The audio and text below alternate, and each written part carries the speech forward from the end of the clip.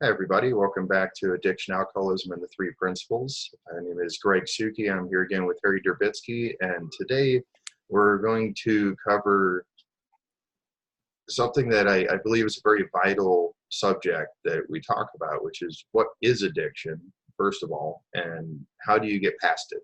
How do you move beyond it? And I think it's a topic that's probably on the minds of a lot of people, and it's something that is really kind of near and dear to me because I was there just a few years ago, kind of wondering, how do I get past this? What do I do? How do I put all these things away or just have them not be an issue without being miserable all the time? So I think it's a good topic to start off with, and I'll go ahead and hand it over to Harry before we get going. Well, thanks, Greg. It is a good topic. And what I thought would be best, I have, of course, ideas of what addiction is and what we should do around it, but I'd really love to hear what other people think what addiction is. It would set a nice ground rule. Remember, there's no right or wrong answers in this particular question. We're just trying to get a sort of an energy going, a communication going. And please understand, I'm very interested in what you're saying. I want to learn more about what is addiction. I do definitely want to learn more about it. So, Tom, maybe you could start with just something that what comes to your mind really quickly, what you think addiction is, and some scenario or something like that. Well, I think addiction is a chemical dependency that is unwanted. The difference is some people are chemically dependent, but they're fine with it. So the addict is defined by the desire not to be, I think. Okay. Well, that's actually pretty cool. It's nothing close to my definition, but it absolutely, is a relevant thing. How about you, Jason? I know you have a lot to say on this type of thing. With beautiful picture of your daughter, by the way, unbelievably gorgeous. Hi, Harry. Thanks. Yeah, to me, it's a misunderstanding of a way we learn how to cope with emotions. A misunderstanding of learning to cope with the struggles that we've created, in our own mind. And while addiction is looks like the solution, it's kind of not the problem to me. It's kind of like, I always thought it was the problem, but I see it as now it's always the solution. While I've got a misunderstanding, while I've got suffering that I've created because my life doesn't live up to the illusion that I think it should be, then I'm going to have some struggles, and I'm always going to want to medicate those struggles if that's the way I've learned to cope with that way of life. I see it as, until I identify the misunderstanding, I'm always going to have some suffering. And once I've learned that drugs, chemicals, food, sex, shopping, gambling, whatever, is a way of medicating that struggle, then it's always going to look like the solution to me to the suffering. Okay, beautiful. How about you, Asta? What do you see? I pretty much agree with Jason. And also, we could add like over-exercising and shopping and a whole lot of other things we do to just get away from the thoughts and the feelings that we are in.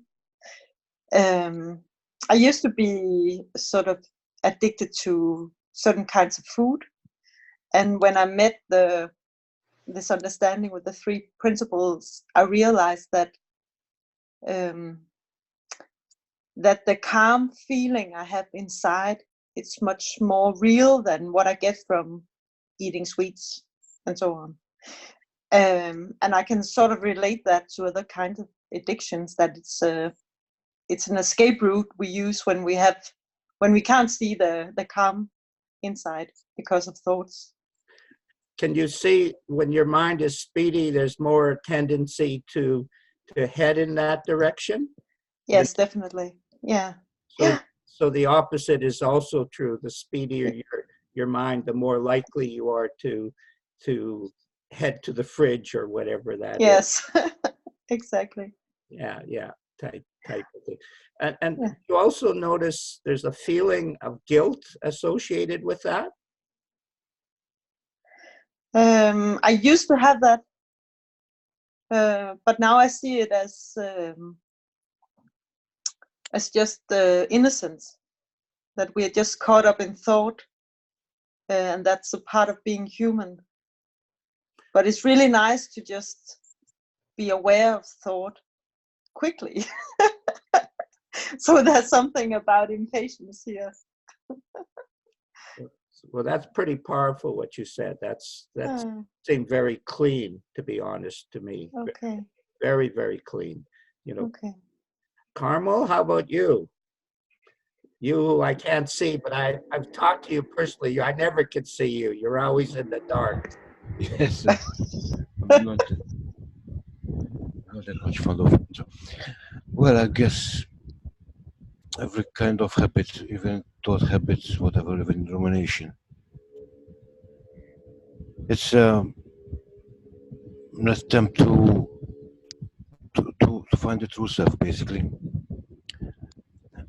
Every kind of addiction, including thought habits, whatever it is, it's an attempt to find the true self. Peace, contentment, quiet. It all stems from and how we are conditioned, basically, that we need to achieve, struggle, fear, because we live in we're conditioned fear, and even including the fear of loneliness, which basically is like fearing yourself as well. So to make up for that illusory void, or whatever it is, You're pointing to the source of the cause of addiction. that's it. In my opinion. That's I know. So we find ways to in a misoriented way to find that peace or calmness. But it's separate self or ego. It will be an endless. But I think it echoes in the mind of the separate self that there is peace and happiness or quiet or so it tries with all its illusory powers to find it, but in the wrong direction, basically. Right, right. And sometimes and it's a game of, since I've started this journey into the principles, it's a game of remembering and forgetting. And I've learned that Sid used to say, God I am, God I am not. So when we remember the truth, God I am. When we forget the truth, God I'm not. And I say this because I spent the last week in the God I'm not and so on, but so on. But it's okay. Okay. And I guess the answer is the now. Now it's I've realized that the now is infinity itself. There's no time. I didn't quite pick up some of that, but Carmen. No, the now it's. I guess the secret is in the now. When I've heard a lot, I've heard a lot of times about the now, but the now is infinity itself. Well, here you bring up a good point. Maybe we could talk a little bit about that. Like we in the three principles, I idolize being in the now, and with good reason, because it's the answer to every problem, every question we have in our mind. And in fact, it answers it because we tap into our own wisdom. But we're not always in the now. That's it. Remembering, forgetting. It's a game of remembering. It's a game of remembering and forgetting. That it's a game. It's an illusory game. Yeah. Game of illusions of form, something like that. Yeah. One of the things that I've always struggled with is within myself there's lightness and darkness, or That's I'm it. a spiritual person and also a human being type of thing. And seeing the neutrality of that has been a wonderful journey for me. And to be honest, I feel like when I became comfortable with myself as a human being, tremendous amount of spiritual growth appeared. And it was the uncomfortableness of being a human being that I was having trouble with. In other words, I was disappointed or feeling guilty about why I wasn't always in the now. However, it turns out at a certain level of consciousness, it's all the same thing. And that has been a very free experience for me in the sense that obviously, as a human being, I have bad habits or I have stuff, and I've been a little surprised that I have so much, so much of that. But that is why we call the word transformation or the recovery so beautiful, because it's really recovery from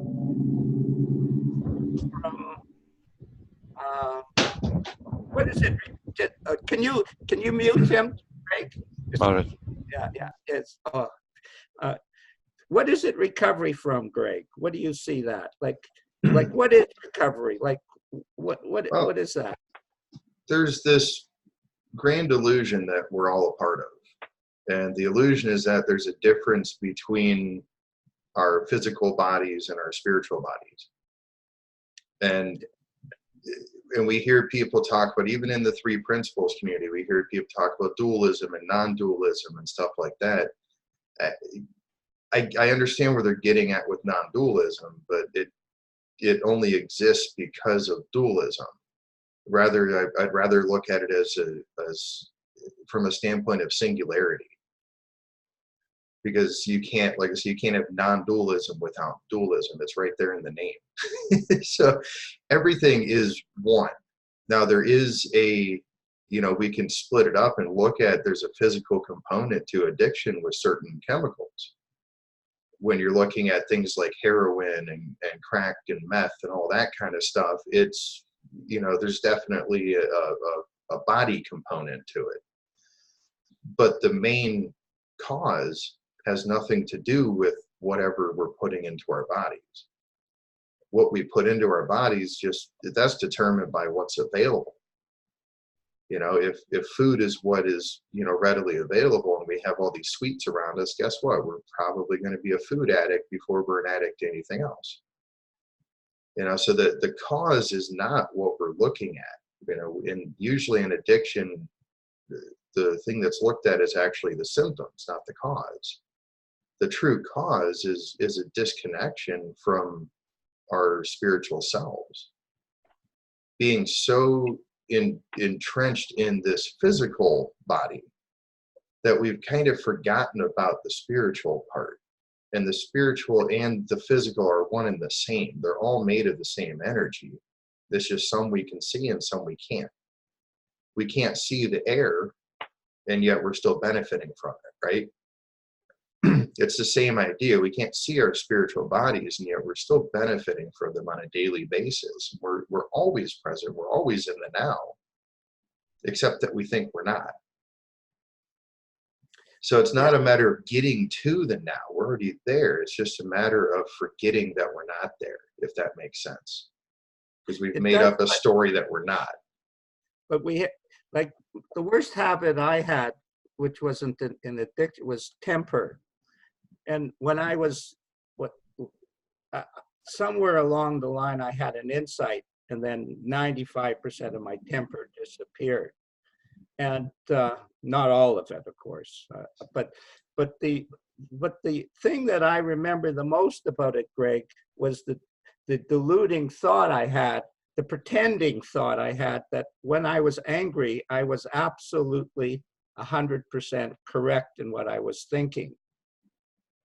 And that was the insight, was maybe everything that I'm thinking when I'm angry nonsense.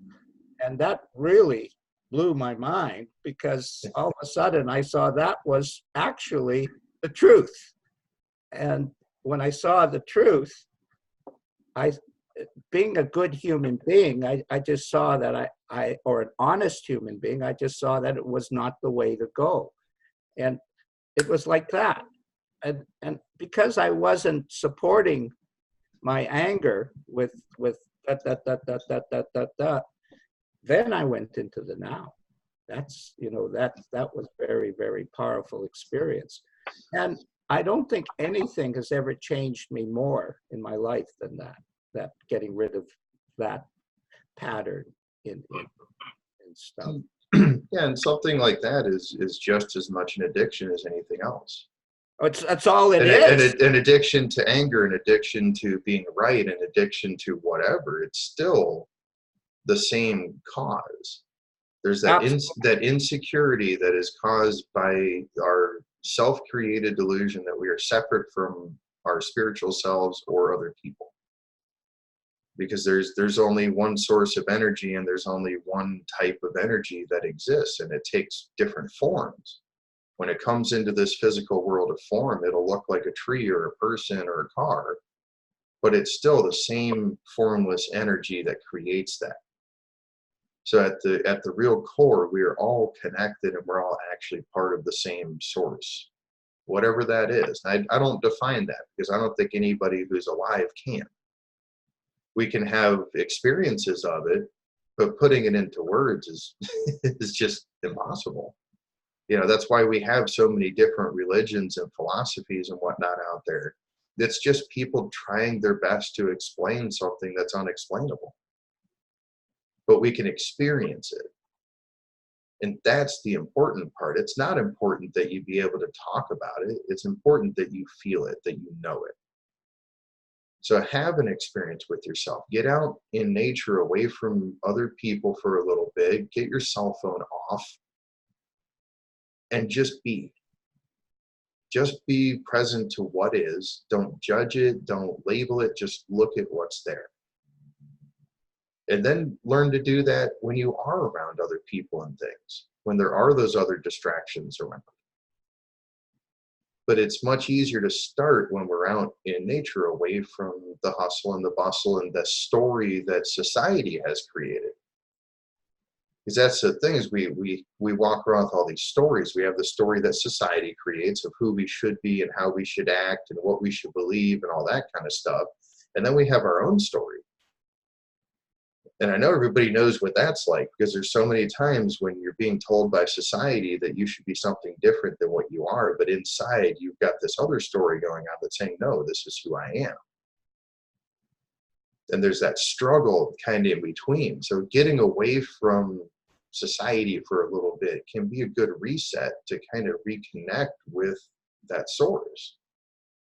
And then, you kind of bring that back into life with you when you come back. And each time, at least in my personal experience, like each time I would go reconnect and come back, that connection would last a little bit longer. Of course, that's only natural. The thing that comes to, when you were talking, that came to my mind, Greg, one of the things I've always seen about myself, just to talk personally, is I've always been kind of like an outlier, like always a little bit different than other people, and seeing things differently than other people.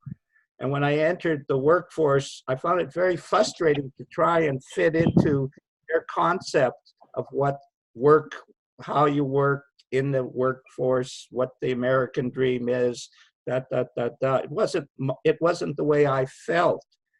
And so that feeling of difference, I have noticed in a lot of people when I worked in the recovery center, was they were very intelligent quite often, very creative very often, very intuitive very often, and were frustrated with the conformity of what society and so on represented.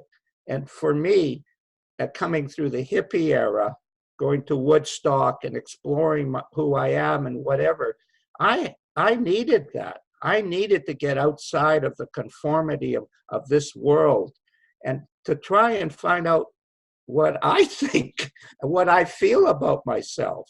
I found that to be the most frustrating thing because I could feel all these gifts, but what were they? What could how could I find myself? And as an outlier, I found that to step into who I was meant I had to start to get comfortable with myself, because people had a lot of ideas and opinions about Harry Durbitsky. Unfortunately, they were, like, some of them were correct, but most of them just dropped away as I got secure, as I got comfortable with myself. And that's the thing that has shocked me as I've gotten older, is how most of the stuff has dropped away innocently, to use your word, Asta. I haven't noticed that I was working on those areas. They just dropped away as my level of security went up, or my level of comfort with who I am. So inevitably, addiction has something to do with you being uncomfortable with yourself. And not all of that is a lie. Not all of that is wrong. It's a signal that something is stirring inside of you, and you have to find the answer for yourself. It only took me, after I had the big spiritual insight on Salt Spring Island, 35 years to become comfortable with myself. That sounds almost ridiculous and contradictory, but the answer was, I could have got comfortable right away, but I wasn't ready. I wasn't ready. I was still evolving. I had a lot of immaturity, a tremendous amount of poor life skills, a tremendous lack of compassion. And I never listened. I never listened to anyone. I was always in my head type of thing. All of that led to high stress and more intellectualization of who I am. And that's what I see when I worked in the recovery center. These people were brilliant, and they were very, very aware, but they didn't know how to get out of the puzzle, out of the negative puzzle that they were in. And it was a feeling of hopelessness that they were experiencing. It was heavy, heavy, heavy, heavy, heavy world. And that heavy world, the best thing to do was lighten it up. Once that got lightened, that brought a fresh feeling into the room, and so on. Dawn, we haven't heard from you. We're just going around asking people what is it. Well, I was just going to say, Dawn and Jason have a little conversation going on in the chat boxes here that I think would be a good one to talk about if either or both of you would care to jump in. And you could both come on at the same time and have the conversation between you two if you'd like. Thanks. Thank you very much, guys. Like, I kind of feel like a little bit of I've been stalking this podcast and you guys' work for quite a long period of time. So yeah, a bit embarrassed, but anyway, I don't know if you guys can hear me. Jason, I'm happy for you to pop on as well. I was just laughing about the kind of the concept of a spiritual awakening, and I think something just resonated with me, which is since kind of coming across the 3 principles in July, through kind of, I'm going to use therapy type words, but codependently, my partner trying to rescue me and tell me I was the sick one. It's kind of, I ended up in recovery like 16 years ago because I was with someone who is a chronic alcoholic and told me that I needed therapy, and then it's happened again. And I think for me, one of the things that really has come about as a result of the principles themselves has been a true understanding of being awake spiritually for probably the first time in my life. And I'm not on video, and the reason why is because the camera on my phone is broken, but I do kind of look like that anyway, except for the fact it's nighttime here. But yeah, I was just struck by, you know, my insights have been, I've wanted what other people have shared, you know, and it's funny because 12 steps point to this as well, which is, you know, some people have a massive insight, some people take a period of time, and I think even on some of the tapes that that people have around Sid's work, and I'll stop at this, has been around, you know, sometimes quickly, sometimes slowly, which is, you know, for me, my insights have come in the form of just walking around and seeing that every single person is fundamentally well, and just seeing the brightness and beauty in other people. And then thinking, well, if everybody else has got this brightness and beauty, I'm looking at it from the inside of my own eyes. And I think when I was doing the 12-step for so long, I kept on trying to give away what I didn't have. And now I understand. Ironically, I'm a coach. I just finished a 2.5-year calling to become a priest, and all of it kept falling apart, because I didn't really evidence anything that anyone else wanted, because I was spiritually dead. And what I said to Jason and is that I felt like I was narcoleptic. I felt like I had narcolepsy. I was constantly falling asleep. And even now, I get really frustrated with my progress, because I'll have like 2 or 3 days where I'm like awake, alive, present, and then I fall back to sleep again. And I find that really hard. And I guess it's just, I would love people to talk to just that patience with the psychological innocence, because it's just like, I think with 12-step, there is always something to do. Whereas with the 3 principles, it's about being. So yeah, thanks. Yeah, because it is more of an undoing, because of that story that we create about ourselves and that society creates for us. We're walking around in this like dream state because our minds are so focused on something that isn't true to us. So yeah, we hear something that kind of wakes us up, so to speak, and it just makes it more visible. It makes it more obvious what's already there. But it's only natural if, you know, we get back to the same routine that we've always been in, and hanging out with the same people and having the same conversations, that we're going to fall back to sleep. We're going to forget again just how pure and divine, I guess, for lack of a better word, that we are. And the only reason I don't care for the word divinity is because for a lot of people it points to some kind of being of, you know, like God is the, you know, the man with the long beard and the, you know, the staff and all that kind of stuff. But there's that space inside of us that is always pure and always whole, and we catch glimpses of it at times. But then we get back to society, well-meaning people, and it's all an innocent misunderstanding in society that we're looking at everything exactly backwards. But you know, that's what this has done for me, is really opened it up to seeing that space inside of me more often and more clearly. And there are more alive, more. It's an alive feeling. That's all I understand. The more alive, that alive feeling is consciousness in action. And the more conscious, the more I experience universal consciousness, the easier, well, the more gratitude I have. We sometimes, I sometimes talk to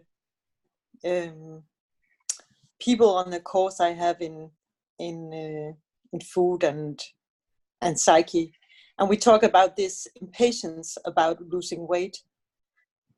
And you can say that this learning or this awakening is also in the time that life has itself, that it's not up to us to set the time. So this patience is what's meant to be good for us. That this is the way we learn, or the time our learning has. So being impatient or wanting to see more quicker, it's also a thought from ego or from our personal mind. That's dead on. Yeah. So Donna, what do you think is the answer to that? I think that the last lady completely clocked me, which is a British expression for damn it, I want my enlightenment now.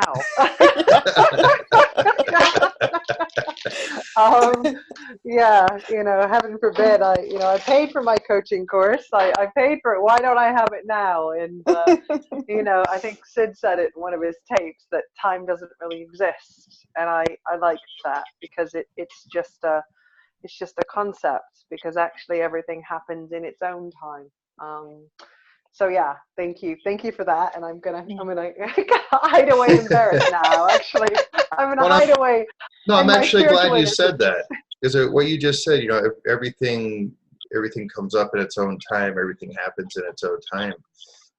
What I believe is that's not. It's pointing towards something, but it's not really quite exactly it. Whereas the idea that it comes up in its own time. All right, let me try to rephrase this.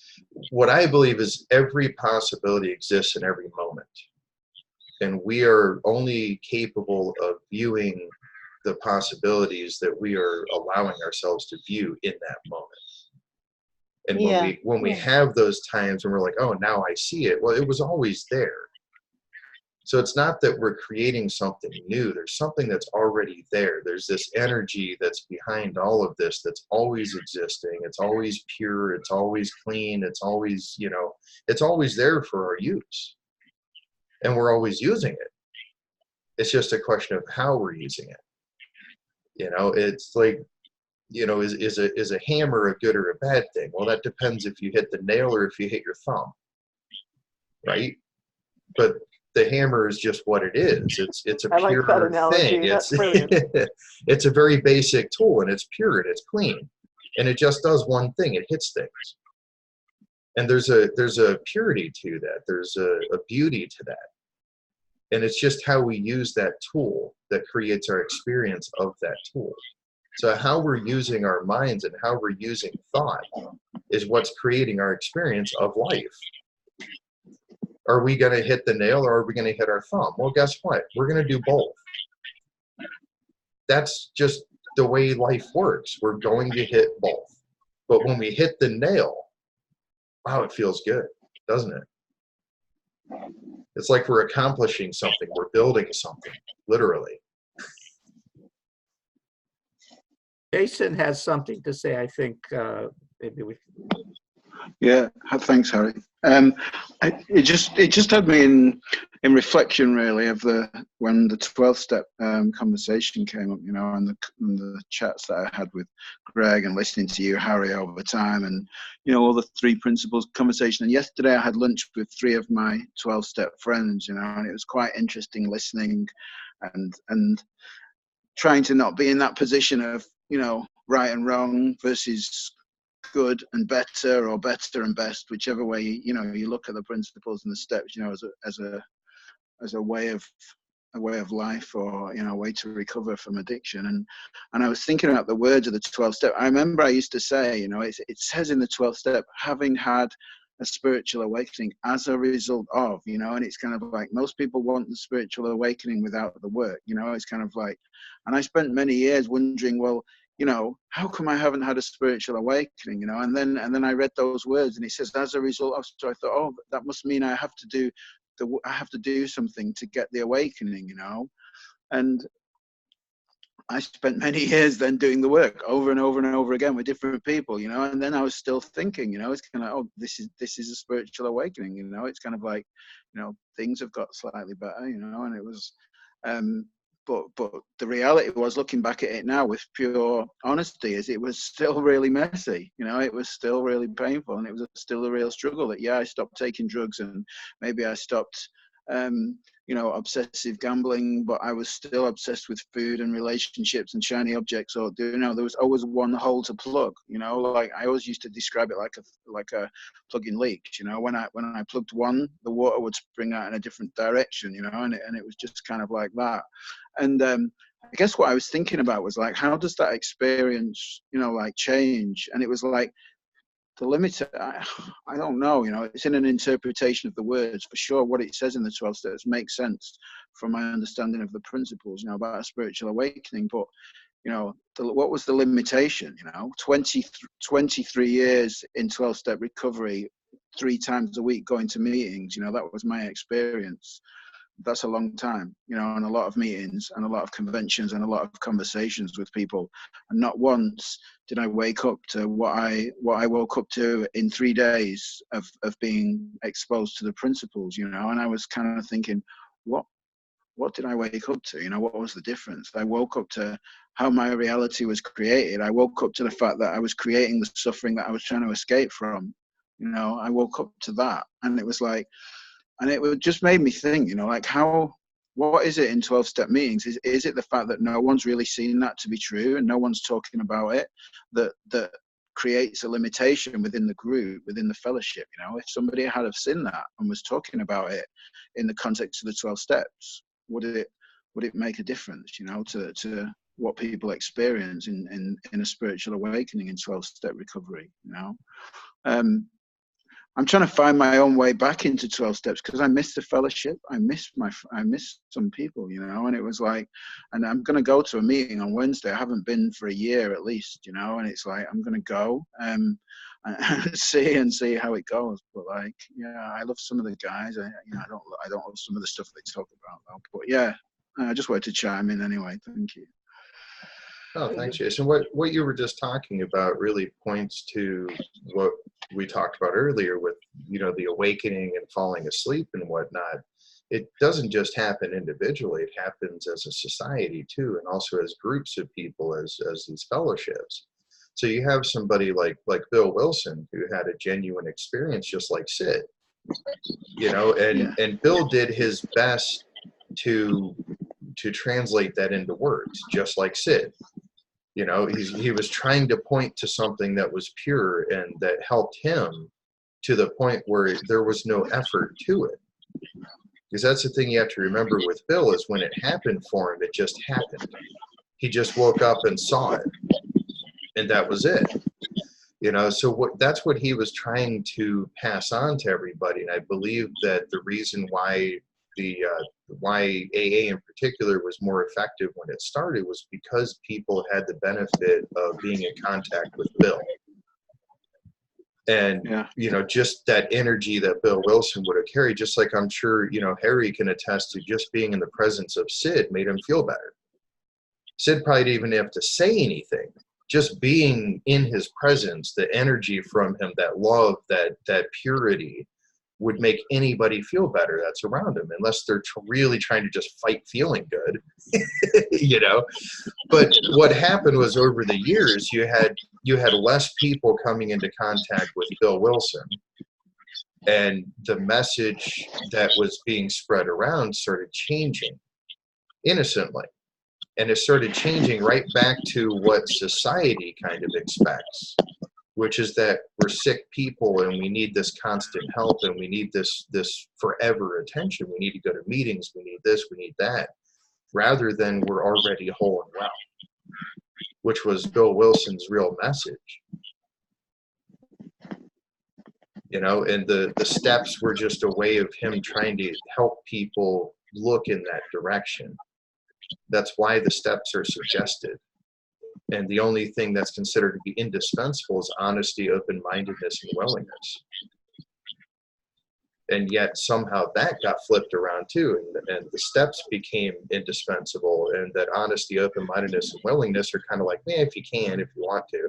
It kind of flipped.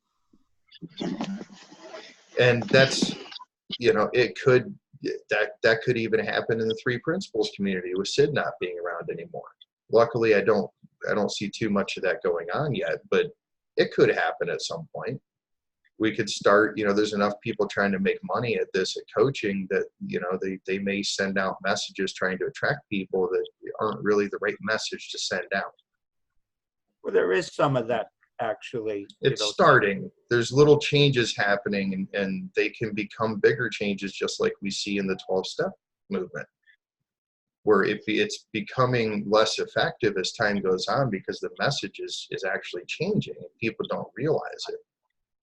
I don't think it's less effective, there are certainly a huge variety of levels of consciousness. There's no doubt about that, and different levels of the message going out. As long as we have the teachings of Sid, the purity is impossible for those who are looking for the purity of the principles. It's absolutely impossible not to see them, because if you're honestly looking for the purity of the principles, they're right there in Sid's material, and in his living example of what an ordinary person can experience with those principles coming from inside out rather than outside in. And one of the things, Jason, you brought up, about a spiritual awakening, the way I see it, is you can talk until you're blue in the face about a spiritual awakening, but are you talking from a spiritual awakening is where the power is.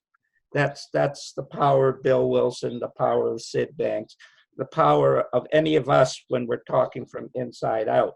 We're talking from spirit, or from what I call from spirit, but from spiritual awakening or from insight. And that's why Sid always wanted us to talk about our insight first, because that is eternal. That is never ending. That experience, so every time I talk about it, is as alive now as it was when I experienced it. So that alive feeling in the moment is the only thing that heals. And the talking about it, well, it's interesting, but it's intellectual.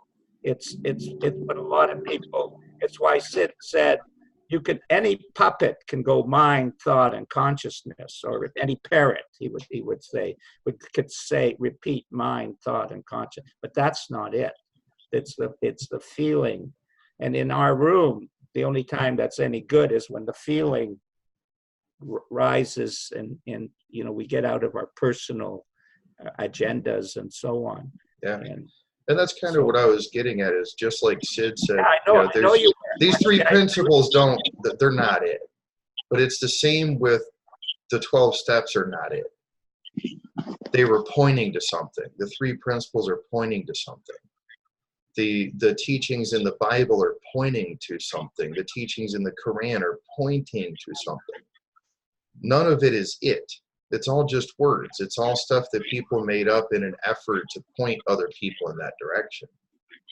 So that's my main point, is don't get caught up in the delivery.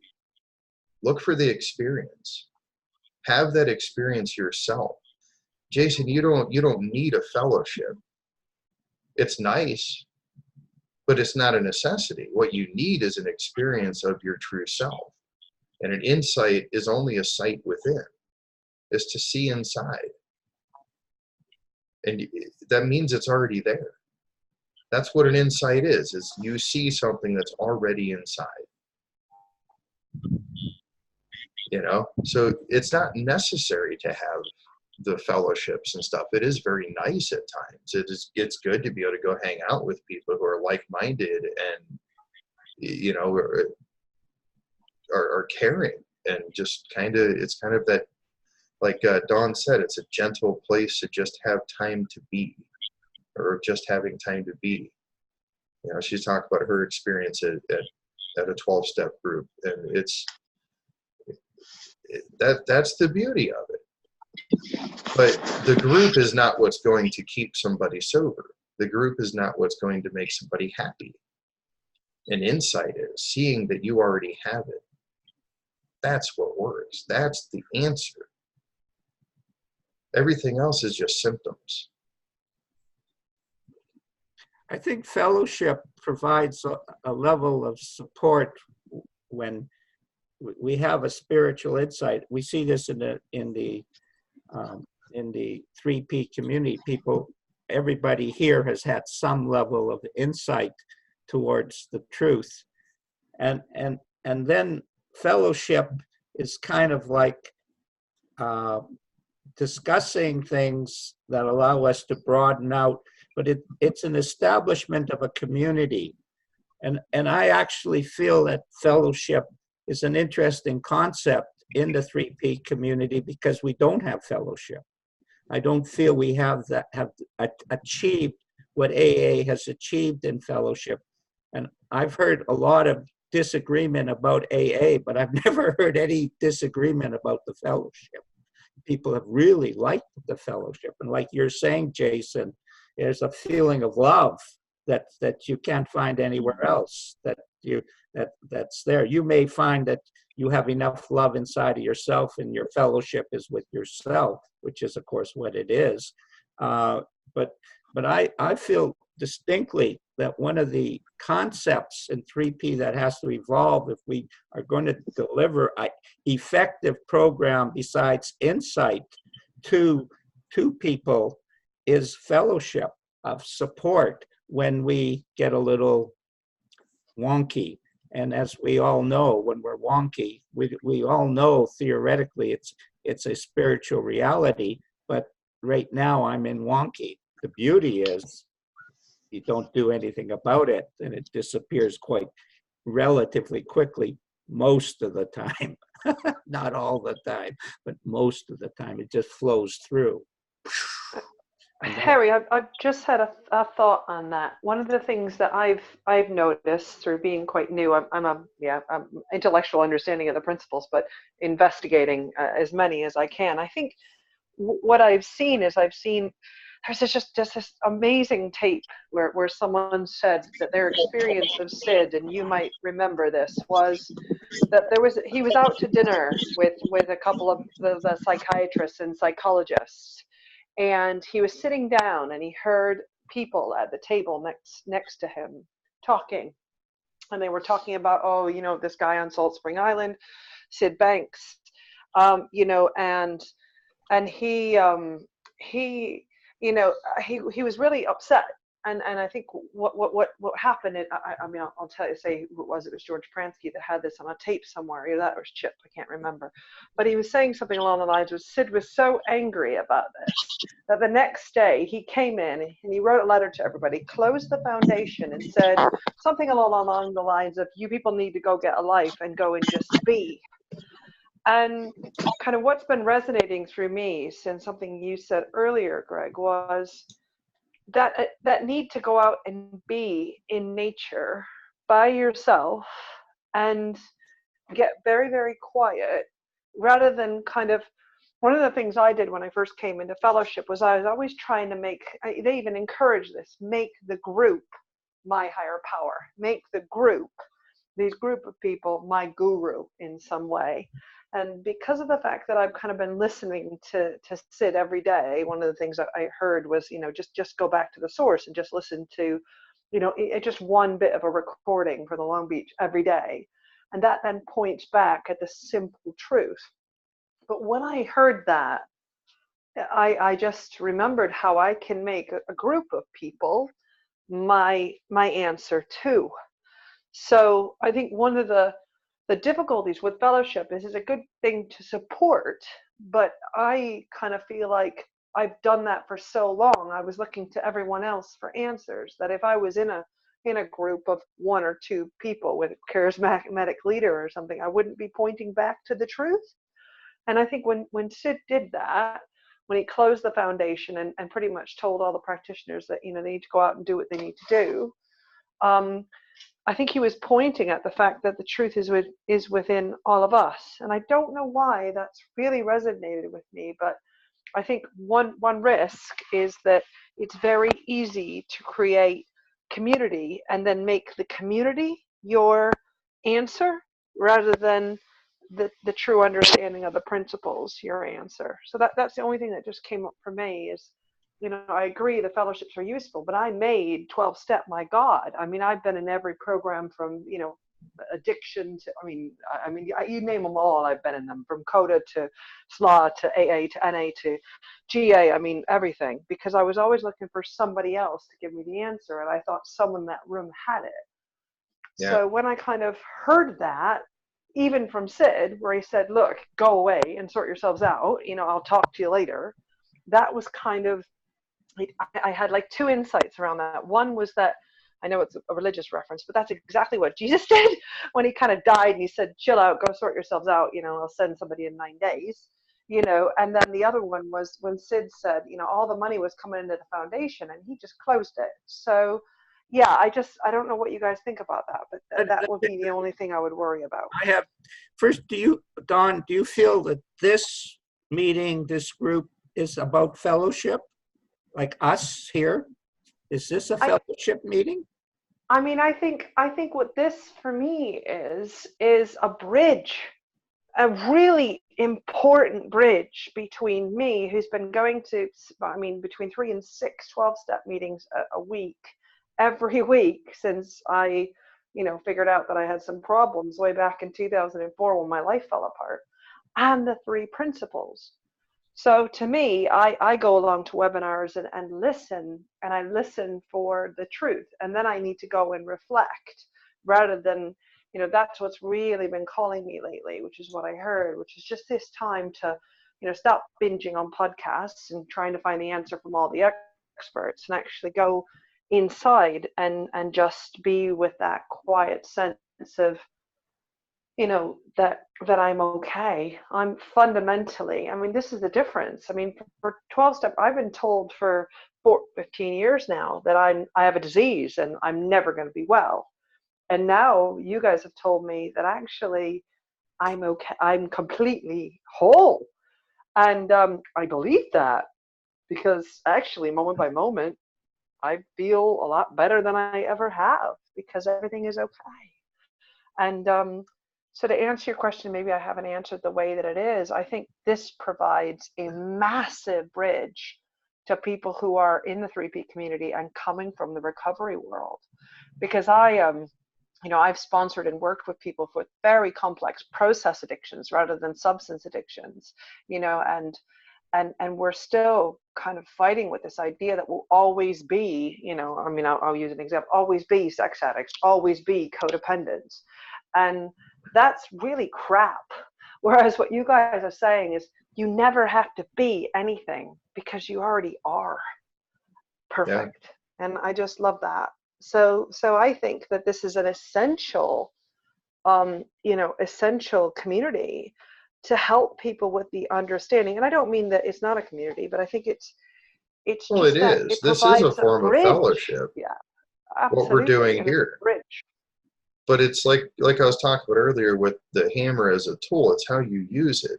If you go to the fellowship and you expect everyone to change your life for you, it's not going to work. It's not going to be a useful tool.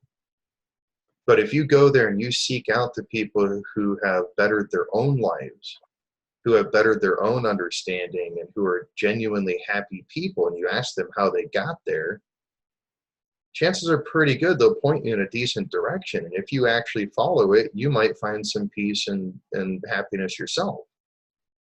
So it's about how you use it. People can show up to these webinars, they can watch them afterward and just look at it and go, meh, whatever, you know, not even really look into it, not even look at what it means for themselves. And it doesn't do them any good. But if somebody comes and they listen and they hear like you sharing and Jason sharing and, you know, and Asta and everybody who's been sharing today, and they say, oh, I can relate with that person. You know, that sounds like me, you know, sounds like they used to be where I am now. Then something might change because they're now looking at themselves, and that's where insight is, the sight within. But you can't see it if you're not looking.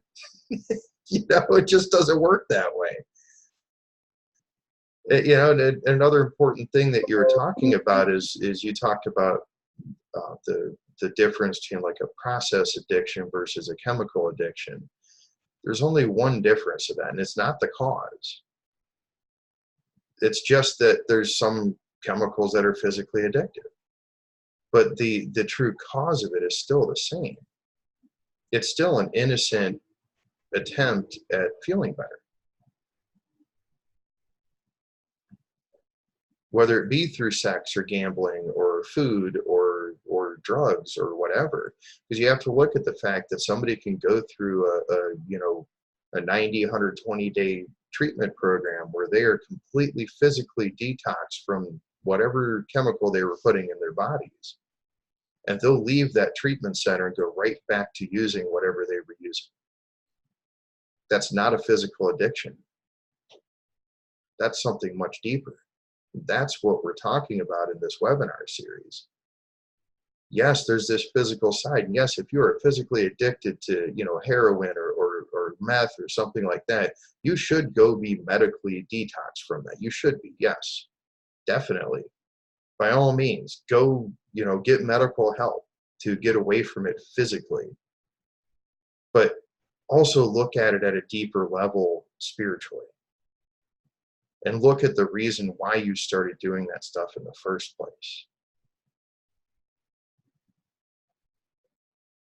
And in the end, it doesn't matter why you did it anyway, because it's just that's just your path.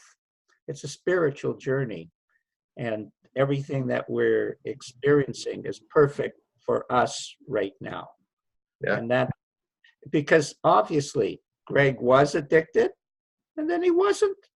Like when he was, it looked like it was a hopeless case, and he probably looked not too good. I can't attest to that, but probably. And then he wasn't. So it just became a story, as he said, of his evolution, the evolution of gregsuchy. And guess what? That was the best thing that ever happened to him, being addicted, because he also learned how to free himself. And that's Sid's message, is we have the power within. If we go to the right place where the answer is waiting for us, no matter what the question is.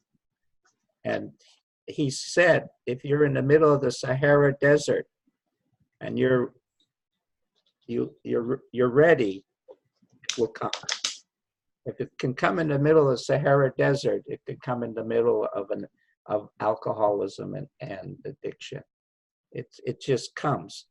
And nobody there that I worked with wanted to get rid of their addiction. They wanted to be happy getting rid of their addiction. They wanted to have a normal life. I described to someone a little apartment that I was in, and how something hadn't worked out. And a person came to me after and said, that's my dream that you were complaining about. If I could just have that, oh, I would be in heaven. So there's relativities of success, but people want that spiritual richness in their life, and that love that Greg often talks about. And when that happens, when we become alive in consciousness, obviously our thoughts are easy to deal with, because they're just kind of flowing through. Like last 2 weeks ago, we had an image, hollow bones, a native indigenous image. Quite a few people liked it. And when we're hollow bones, the spirit flows through us. And when it flows through us, my God, it's like we have the answer always there, always there. And that seems to be what fellowship is about a little bit, Greg, is that the answer is there. Perhaps in AA, the problem is a lot of times the answer is not really there so clearly. And even though you get comfort, you're still a little bit bewildered of where to point yourself towards. And it can actually, the meetings and the fellowship can become a new addiction. And it did for me. I don't know about other areas, but here in Akron, there's this big idea when you first come into AA that you do 90 meetings in 90 days. And I did 190 or so like that. I did more than 2 a day. I more than doubled that. And what I realized in that process was that I was neglecting other things in life. I was spending so much time going to these meetings that I wasn't, cleaning my house and mowing my lawn and keeping up with things that I need to be doing, because I felt good while I was at these meetings. But then as soon as I left them, I was depressed again. I was upset with the world again. I hated myself again. But I could sit there for an hour or two and just pretend like life was beautiful. When it really is beautiful. That's the thing, is it really is beautiful. Regardless of the circumstances happening, there's a beauty to everything. There's a beauty to life, and there's a beauty to death, and there's a beauty to everything in between. And it's just a matter of what kind of glasses we got on. What are we going to see today? In fact, anybody who's interested in the one guy that I actually liked listening to, who was part of the early part of AA, is Chuck Chamberlain. And he wrote a book, and he has a talk that he did about a new pair of glasses. And it's actually really very relevant to the 3P idea too. It's just about looking at things differently.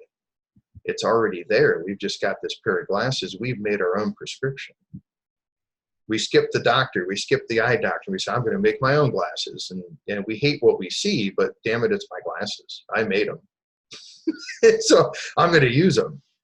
When all we have to do is just put on a new pair of glasses, and we'll have clearer vision.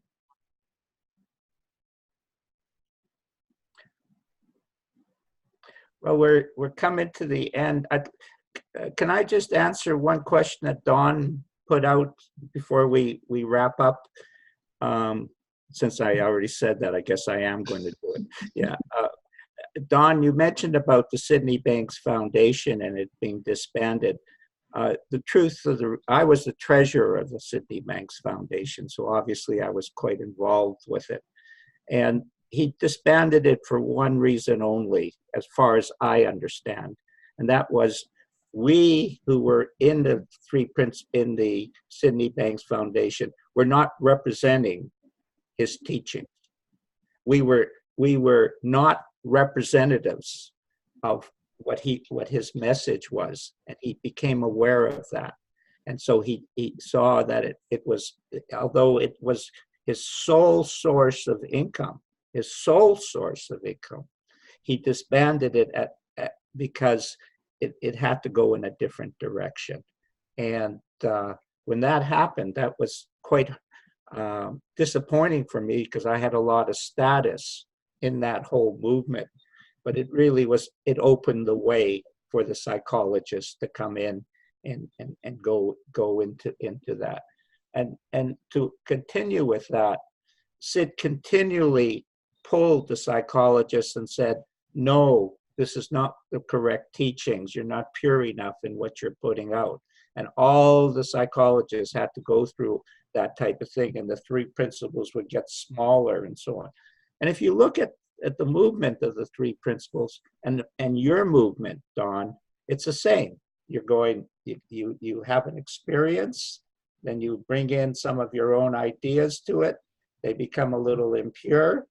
And then as honesty pours in, it breaks free, and that will never stop. It seems like I love that I am actually have some funny ideas in my head, because those ideas are fountains of growth. And just by paying less attention to them, I start to feel that what I've been emphasizing, this consciousness, alive consciousness in the moment. And so he did something that took courage, because he had a family and 2 kids, a house, and his only, and it wasn't that much money anyway by relative standards, but he broke it up, because that's what Spirit told him. That's what his innate wisdom told him to do. And it broke free, and that was primarily the end of Salt Spring as well. So I just wanted to clarify that in the story that we're experiencing here. And I would like to add that if you think you hear something in this, but you're not quite sure what to think of it or how to make sense of it, please reach out. If you don't feel comfortable reaching out to me or Harry, which, by the way, we do free coaching sessions with people, so please feel free to get a hold of us. But if you don't feel comfortable with us, find somebody in the 3P community that has what you want. You know, it has that peace of mind and that clarity. And reach out. And if they don't help you, find somebody else. You know what I mean? It's not that there's something wrong with them. It's just that, you know, everybody explains this differently. And sometimes we need to hear it a little bit differently to wake up to it and really look. But the key is we have to be willing to let go of what we currently believe. Because what we're currently believing is what got us where we are. And if we hold on to that, it's only going to keep us where we are. That's all there is to it. It's that simple. It's simple. Keep it simple. That's beautiful, Greg, what you just said. That's absolutely beautiful. Succulent. Really a wise statement. A fact. I want to thank everybody for participating today. It was really, in my mind, a very beautiful discussion. And also, it's the first time I felt that this group is a fellowship as well. I really like that feeling. I've been searching in my mind, what is fellowship in the 3P community? And this session here has been a wonderful example of it. Thank you very, very much. And speaking of fellowship, we are currently organizing the first 3P addiction conference coming up in the spring. Was it in May? May in Minnesota. So we'll have some more details coming out, but you know, keep an eye out. We're gonna, as more information comes out, that'll be an exciting thing for everybody to be a part of. I mean, you talk about being part of a fellowship. Just imagine thousands of us getting together in one place to have these conversations in person. And I look forward to seeing people there. You know, this is going to be a really cool thing, and I'm excited to be a part of it. Yeah. And there'll be live streaming, and also there'll be scholarships for those who can't afford. Because after all, addiction and it doesn't always come with money. So, you know. That's for sure.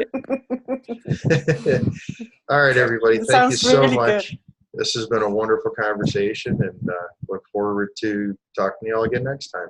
Have a great day. Thanks, guys. Thank you. Thank you, Harry. Thank you. Thanks, Greg. You're welcome.